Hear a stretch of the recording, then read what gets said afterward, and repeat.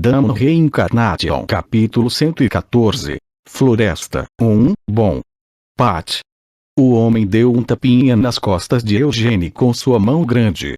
À sua maneira, ele estava demonstrando afeto, mas sua mão era tão barbaramente grande que seu leve tapinha foi suficiente para sacudir todo o corpo de Eugênie.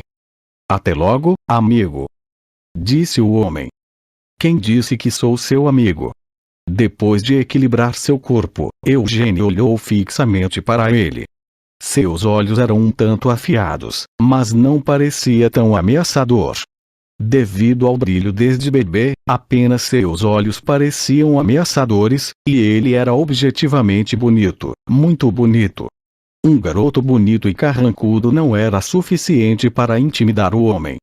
Isso era compreensível, o próprio homem parecia muito intimidador. Tatuagens pretas cobriam seu corpo marrom. Havia também várias cicatrizes em seu rosto. Portanto, não importava o quanto Eugênie franzisse a testa, não era nada comparado ao rosto sorridente do homem. Não era apenas este homem. Dezenas de nativos atrás do homem tinham aparências e tamanhos ameaçadores. Tribo Zoran, eles eram uma das maiores tribos de Samar. O homem ao lado de Eugênie era um jovem herdeiro da tribo Zoran. A julgar por sua aparência, era difícil acreditar que ele era jovem. No entanto, o homem tinha surpreendentemente 19 anos, a mesma idade de Eugênie. Somos amigos, porque dividimos a bebida. Eu só bebi, porque você estava determinado a me fazer beber. Resmungando, Eugênie virou a cabeça. Ele conheceu a tribo Zoran um mês atrás, não muito depois de deixar o santuário élfico. Quando Eugênie terminou de disparar raios usando o arco, Raio Pernoa, ele e os elfos partiram imediatamente. Esses nativos não tão inteligentes ficaram surpresos, porque o trovão atingiu o solo como chuva. Ainda assim, correram para a grande migração dos elfos, babando. Eugênie matou muitos nativos, muitos mesmo. No começo, não planejava matá-los, mas descobriu que não poderia pegar leve com eles. Se não os fizesse temê-lo, o número de atacantes só aumentaria e eles continuariam vindo até ele. Aquela ia ser uma jornada infernal. No primeiro dia de viagem, ele matou quase 100 nativos. O momento da partida deles acabou sendo terrível.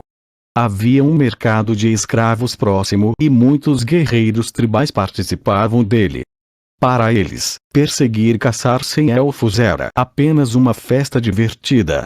Eugênie esperava que a emboscada continuasse a noite toda. Para se preparar, discutiu com Cristina sobre o uso da muda da árvore do mundo para colocar uma barreira e ficar de olho nas coisas, e talvez pedir reforços. Evatar, o herdeiro de Zoran, veio visitá-lo. Eugênie percebeu que outras tribos estavam descaradamente na ponta dos pés em torno de Evatar, então, em vez de atacar cegamente, Eugênie deu as boas-vindas a ele naquele momento. Você é forte. Após apresentar a si mesmo e sua tribo, Evatar sorriu e ofereceu sua mão. Eu sei que chama você está vestindo. E daí? Você vai se aproveitar disso ou algo assim? Se eu fizer isso, perderei muitos guerreiros Zoran. Evatar não parecia hostil. Esses elfos são seus escravos. Não, não são. Então o que você está fazendo? Vou tirá-los dessa maldita floresta. Para onde os está levando? Para o território Lhonyard. Então, se eu te ajudar, ajuda os Lhonyard. Evatar nem pediu permissão a Eugênie. Quando Evatar sinalizou para seus guerreiros, eles plantaram bandeiras de Zoran ao redor do acampamento. Era isso. Os nativos de Samar tinham mais medo de Zoran do que de um forasteiro que lançava relâmpagos, provocava uma tempestade e atirava Deus sabe o que. Evatar e os guerreiros Zoran se tornaram seus guardas voluntários por um mês, durante toda a jornada pela floresta Samar. Apenas viajar com eles era o suficiente para fazer com que outras tribos não atacassem mais. Vou visitar os Lhonyard algum dia. Já lhe disse várias vezes, mas não pedi para fazer isso. Respondeu Eugene. Isso não muda o fato de Zoran ter ajudado você. Durante a viagem, Eugene conversou com Evatar sobre muitas coisas. Os nativos de Samar não gostavam do Império Kiel.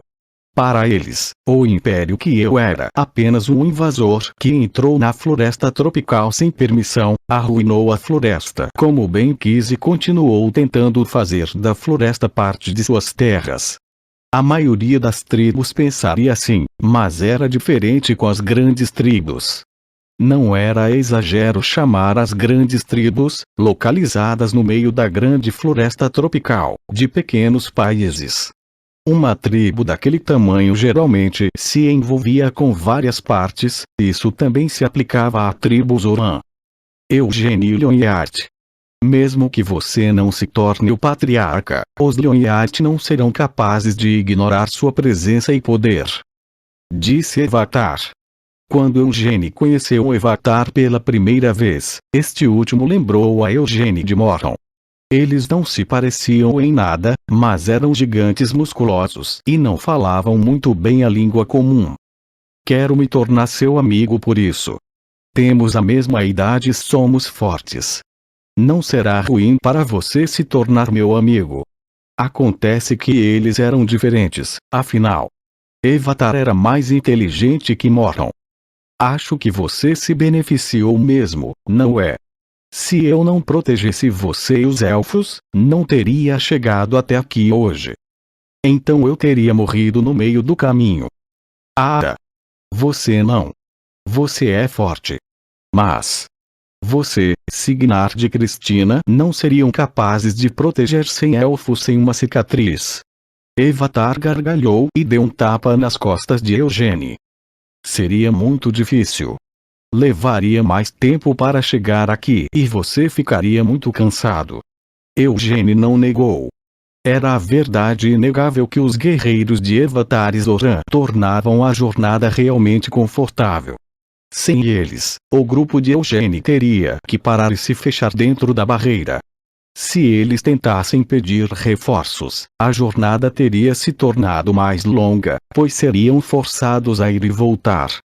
Não vou pedir algo materialista. Disse Evatar enquanto sorria. Algum dia, quando eu visitar a mansão dos Lhonyard. Só espero que me receba como seu convidado. Isso eu posso fazer. Eugene também acreditava que era bom fazer uma aliança com Evatar. Ele não tinha certeza se iria visitar Samar no futuro, mas não havia mal nenhum em se tornar amigo do herdeiro de uma grande tribo. Eu também consigo entender a situação deles. Elmut apoiou a liberdade dos nativos de Samar.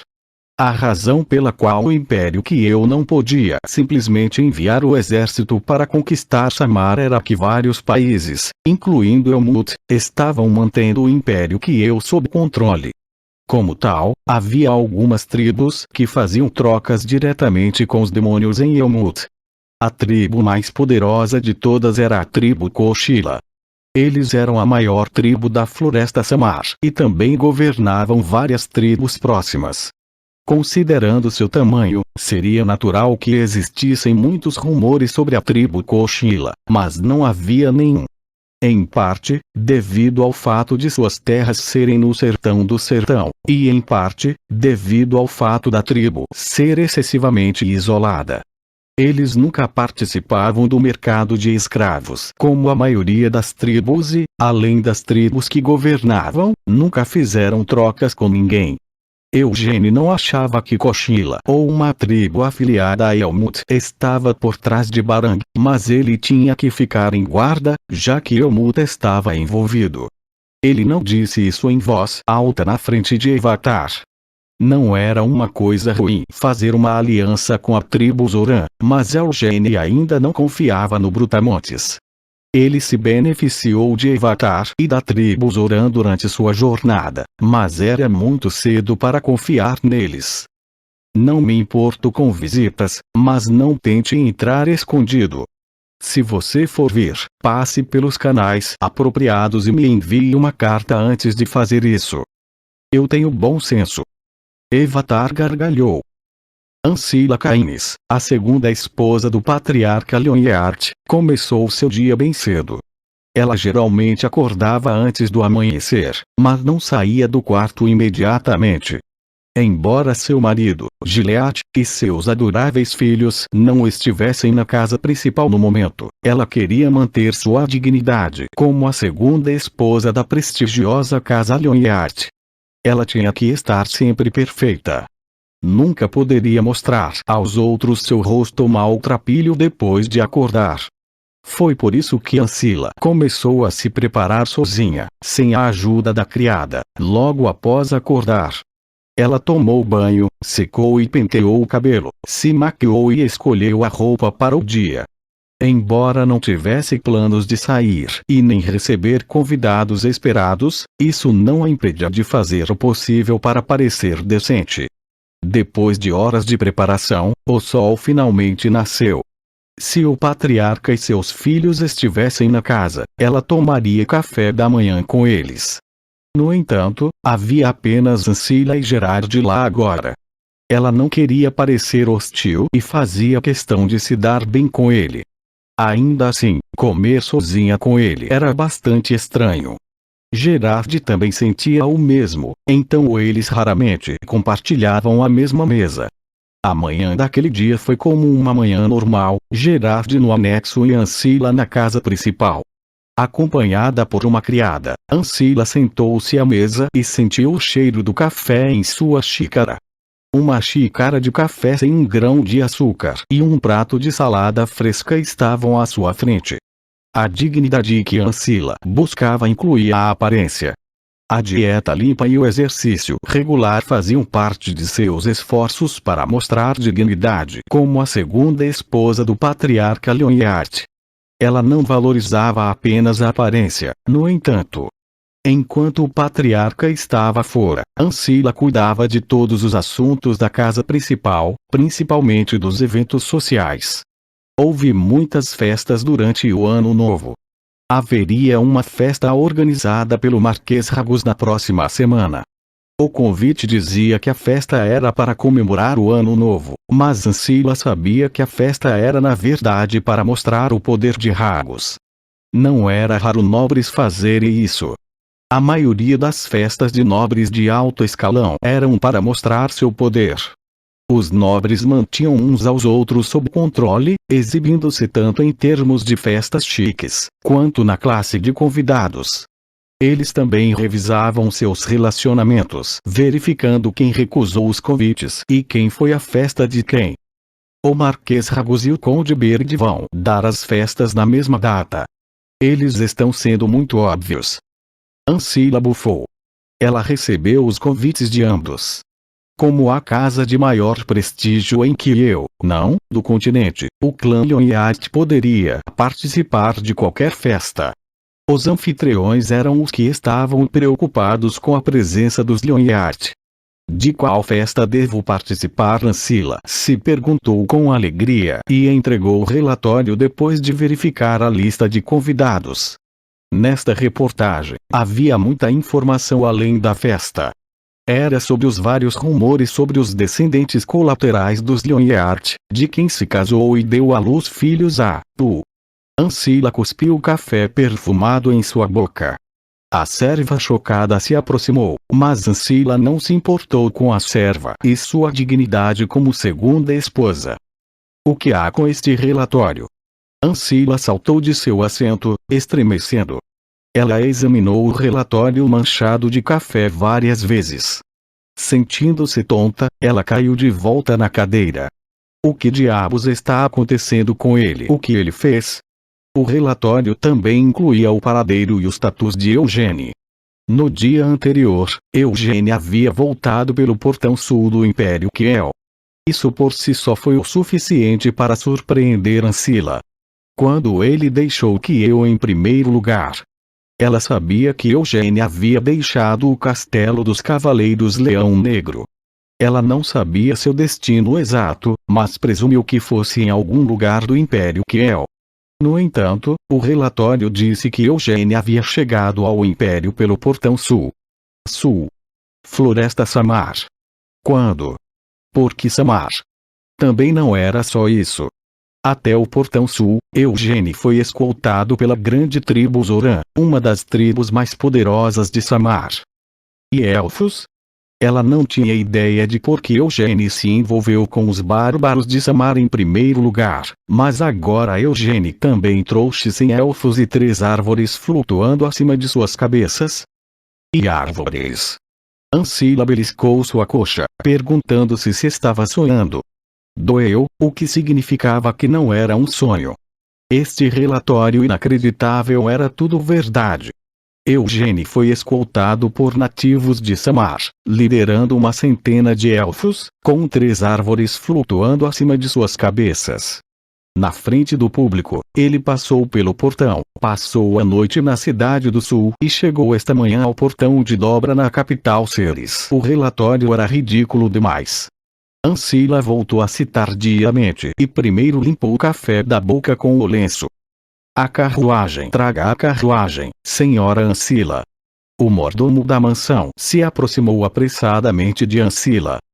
Recebemos uma mensagem do portão de Dobra. Que mensagem? O portão de Dobra em Ceres está pedindo para ser conectado. Para quem? Mestre Eugênia, minha senhora. Curvando o ombro, o mordomo respondeu. Ancila gemeu enquanto segurava sua cabeça. O que há com essa criança? Perdão? Não recebi relato sobre ele indo para Samar, então por que está vindo de Samar? O que há com os elfos? Ele não trouxe apenas 1 ou 2 elfos, mas uma centena deles. De onde diabos trouxe aqueles elfos em primeiro lugar? Claro, Samar. Por que ele trouxe 100 elfos de Samar? Porque tinha árvores flutuando acima de sua cabeça. Porque está fazendo essas coisas abertamente. Porque se voluntariaria para ser um palhaço. Isso não tenho certeza, deixe-o fazer o que quiser. Depois de gritar, Ancila caiu em seu assento novamente. Prepare a carruagem. Você vai encontrá-lo. Não devo encontrá-lo. Não devo conectar o portão de Dobra e apenas pedir que ele ande.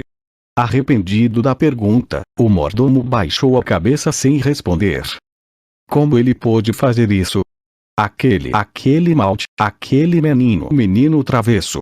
Enquanto recuperava o fôlego, Ancila cerrou os punhos.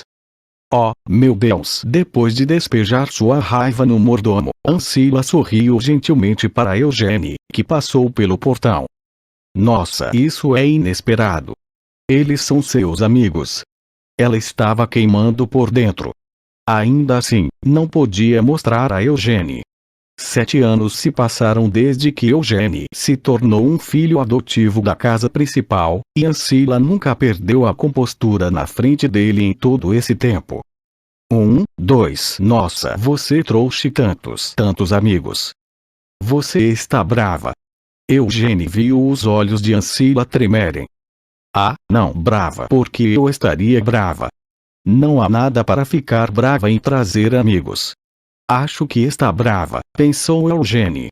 Ancila falou muito gentilmente. Eugênia lançou um olhar para os servos e cavaleiros atrás de Ancila. Ele encontrou os olhos de Azard, o capitão da 2ª divisão. Azard curvou ligeiramente o ombro e moveu os lábios. Eles não são amigos. Disse Eugênia, depois de olhar para trás. Incluindo Signard, 100 elfos estavam atrás dele. Então quem são eles? Família. Família? Eugênia, não tenho certeza do que você está falando agora. Ancila levantou seu leque de penas para esconder o canto de sua boca. Eles são mais vizinhos do que família. Você me confundiu. A floresta da casa principal não é grande. Eugênia perguntou inocentemente. A floresta é grande. Tem muitas árvores. E quais são as árvores sobre sua cabeça? Vou plantá-las na floresta. Já não há muitas. Por que essas árvores especificamente?